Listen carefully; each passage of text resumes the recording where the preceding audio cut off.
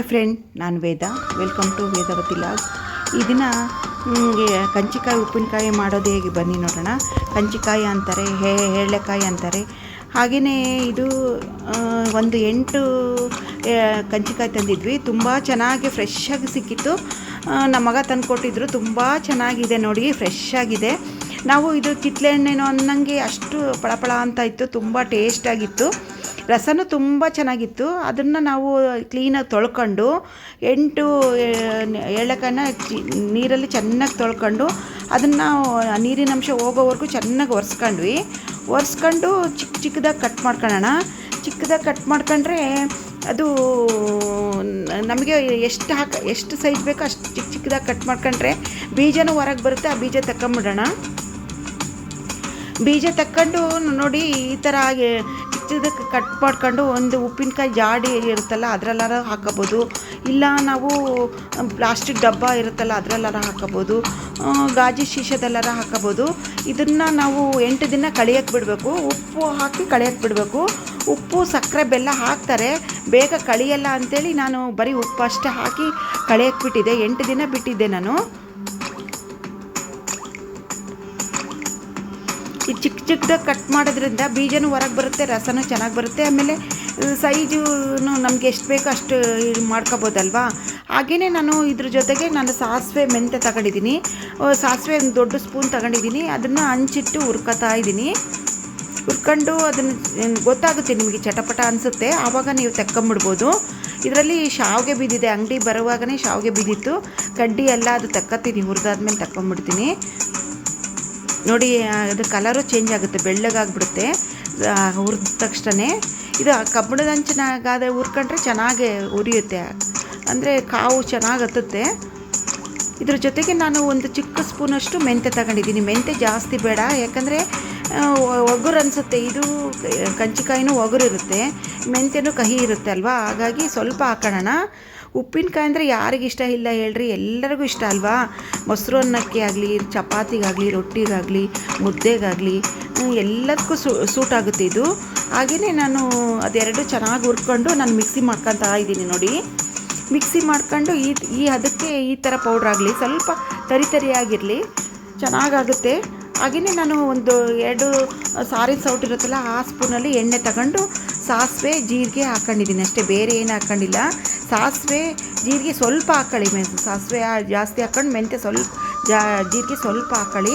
ನಾನು ಕಳಿಯಕ್ಕೆ ಬಿಟ್ಟಿದ್ದೆ ಅನ್ನಲ್ಲ, ಅದು ಕಳ್ತಿದೆ ನೋಡಿ. 8 ದಿನ ಆದಮೇಲೆ ನಾನು ತೆಗ್ದಿರೋದು. ದಿನ ಕೈಯಾಡ್ತಾ ಇದ್ದೆ, ಅದು ಬಿಟ್ಟರೆ ಹಾಗೆ ಬಿಟ್ಟಿದ್ದೆ. ಈಗೆಲ್ಲ ಮಸಾಲ ಹಾಕ್ಕೊಳ್ಳೋಣ. ನಾವು ಮಿಕ್ಸಿ ಮಾಡ್ಕೊಂಡಿದ್ದೆಲ್ಲ ಮೆಂತ್ಯ ಸಾಸಿವೆನ ಅದನ್ನು ಪೌಡ್ರ್ ಹಾಕ್ಕೊಳ್ಳೋಣ. ಹಾಗೆ ಒಂದು 8 ಸ್ಪೂನಷ್ಟು ಖಾರ ಪುಡಿ ಹಾಕೋಣ. ಇದು ಉಪ್ಪಿನಕಾಯಿಗೆ ಹದವಾಗಿ ಇರಬೇಕಲ್ವ, ಎಲ್ಲ ಸಮನಾಗಿ ಹಾಕಬೇಕು. ಯಾವುದು ಕಡಿಮೆ ಹಾಕಿದ್ರೂ ಚೆನ್ನಾಗಿರಲ್ಲ, ಕಟ್ಟಗಾಗಿ ಅಂತಾರಲ್ಲ, ಕಟ್ಟಗಾಗಿ ಹಾಕಬೇಕು. ಹಾಗೆ ಅರಿಶಿನ ಪುಡಿ ಒಂದು ಚಿಕ್ಕ ಸ್ಪೂನಲ್ಲಿ 1 ಸ್ಪೂನ್ ಹಾಕೋಣ.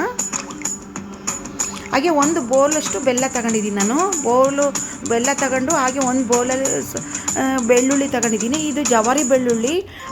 ನೀವು ಹೈಬ್ರಿಡ್ ಆದರೆ ಸಿಪ್ಪೆ ತೆಕ್ಕೊಳ್ಳಿ, ಬಾಯಿಗೆ ಸಿಗಲ್ಲ. ಇದು ಜವಾರಿ ಆಗಿರೋದ್ರಿಂದ ಬಾಯಿಗೆ ಸಿಗಲ್ಲ. ಆಮೇಲೆ ಚೆನ್ನಾಗೇ ಆಗುತ್ತೆ ಇದು. ಉಪ್ಪಿನಕಾಯಿ ಕಳ್ತ ಮೇಲೆ ಇದು ಬೆಳ್ಳುಳ್ಳಿ ಬಾಯಿಗೆ ಸಿಗುತ್ತಲ್ಲ, ತುಂಬ ಚೆನ್ನಾಗಾಗುತ್ತೆ.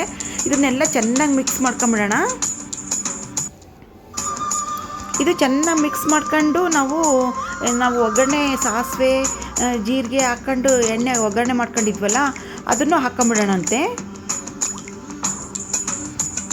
ಇನ್ನೂ ಸ್ವಲ್ಪ ಖಾರ ಪುಡಿ ಕಡಿಮೆ ಅನ್ನಿಸ್ತು, ಹಾಗಾಗಿ ನಾವು ಖಾರ ಪುಡಿ ಹಾಕ್ಕೊಂಡೆ. ಹಾಗೆ ರಸಕ್ಕೋಸ್ಕರ ಒಂದು 3 ಸ್ಪೂನಷ್ಟು ಸಕ್ಕರೆ ಹಾಕೋದು. ಆರೋಗ್ಯ ದೃಷ್ಟಿಯಿಂದ ಬೆಲ್ಲ ಚೆನ್ನಾಗಲ್ವಾ, ಹಂಗಾಗಿ ಜಾಸ್ತಿ ಬೆಲ್ಲ ಹಾಕಿರೋದು. ಇದು ನೋಡಿ ನಿಮಗೆ ಚೆನ್ನಾಗಿ ಕಾಣಿಸ್ತಿದೆ ಅನಿಸುತ್ತೆ.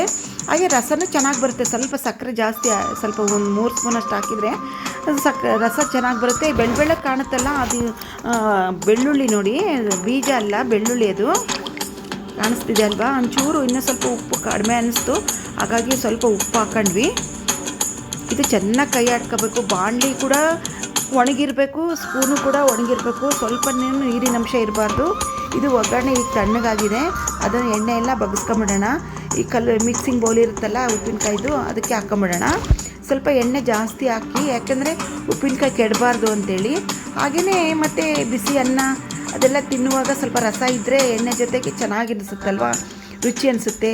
ಒಂದೆರಡು ತುತ್ತು ಜಾಸ್ತಿನೇ ಹೋಗುತ್ತೆ ಉಪ್ಪಿನಕಾಯಿ ಇದ್ದರೆ. ಯಾವುದೇ ಫಂಕ್ಷನಿಗಾಗಲಿ ಉಪ್ಪಿನಕಾಯಿನೇ ಮೊದಲು ಬಡಿಸ್ತಾರಲ್ವ, ಉಪ್ಪಿನಕಾಯಿ ಇದ್ರೇ ಊಟ. ಎಲ್ರಿಗೂ ಇಷ್ಟ, ಚಿಕ್ಕ ಮಕ್ಕಳಿಂದ ಹಿಡಿದು ದೊಡ್ಡ ಮಕ್ಕಳವ್ರಿಗೂ ತುಂಬ ಇಷ್ಟ, ದೊಡ್ಡವ್ರವ್ರಿಗೂ ಇಷ್ಟ ಇದು ಉಪ್ಪಿನಕಾಯಿ ಅಂದರೆ. ಇದು ಎರಳೆಕಾಯಿ ಉಪ್ಪಿನಕಾಯಿ ಅಂತಾರೆ, ಕಂಚಿಕಾಯಿ ಉಪ್ಪಿನಕಾಯಿ. ಇದು ಶುಗರ್ ಇದ್ದವ್ರಿಗಂತೂ ತುಂಬ ಒಳ್ಳೆಯದು, ಎಲ್ಲರೂ ತಿನ್ಬೋದು. ಪರ್ಟಿಕ್ಯುಲರಾಗಿ ಶುಗರವರು ಬಿ ಪಿಯವರು ತಿನ್ನಬಾರ್ದು ಅಂತಿರ್ತಾರಲ್ಲ, ಹಾಗಾಗಿ ಇದನ್ನು ಕಂಚಿಕಾಯಿ ತಿನ್ಬೋದು, ಎಲ್ಲರೂ ತಿನ್ಬೋದು. ನೋಡಿ, ನಾವೆಲ್ಲ ಚೆನ್ನಾಗಿ ಮಿಕ್ಸ್ ಮಾಡಿದ್ವಲ್ಲ, ಅದನ್ನು ಒಂದು ಬೌಲಿಗೆ ಹಾಕಿ 1 ಗಂಟೆ ಬಿಟ್ಟಿದ್ದೆ ನಾನು. ಅದನ್ನು ಒಂದು ಪ್ಲಾಸ್ಟಿಕ್ ಡಬ್ಬಿಗೆ ತುಂಬ್ತಾ ಇದ್ದೀನಿ. ಇದು ತುಂಬಿದ ಮೇಲೆ ನೋಡಿರಿ ಎಷ್ಟು ಚೆನ್ನಾಗಿ ಕಾಣುತ್ತೆ. ಆಮೇಲೆ ಟೇಸ್ಟು ನೋಡಿ ತುಂಬಿಡ್ರಿ, ಏನಾರು ಕಡಿಮೆ ಇದ್ದರೆ ಈಗಲೇ ಕಲಿಸ್ಕೊಂಬಿಡ್ಬೋದು. ಈ ಉಪ್ಪಿನಕಾಯಿ ಇಷ್ಟ ಆಯಿತಾ? ಇಷ್ಟ ಆದರೆ ಒಂದು ಲೈಕ್ ಮಾಡಿ, ಕಮೆಂಟ್ ಬಾಕ್ಸಲ್ಲಿ ತಿಳಿಸಿ ಹೇಗಿತ್ತು. ಫ್ರೆಂಡ್ಸ್ ಆ್ಯಂಡ್ ಫ್ಯಾಮಿಲಿಗೆ ಶೇರ್ ಮಾಡಿ, ಸಬ್ಸ್ಕ್ರೈಬರ್ ಆಗಿ. ಹಾಗೇ ಮುಂದಿನ ಲಾಗಲ್ಲಿ ಸಿಗ್ತೀನಿ ಇನ್ನೊಂದು ವಿಡಿಯೋದ ಜೊತೆಗೆ. Thank you so much video watch ಮಾಡಿದ್ದಕ್ಕೆ.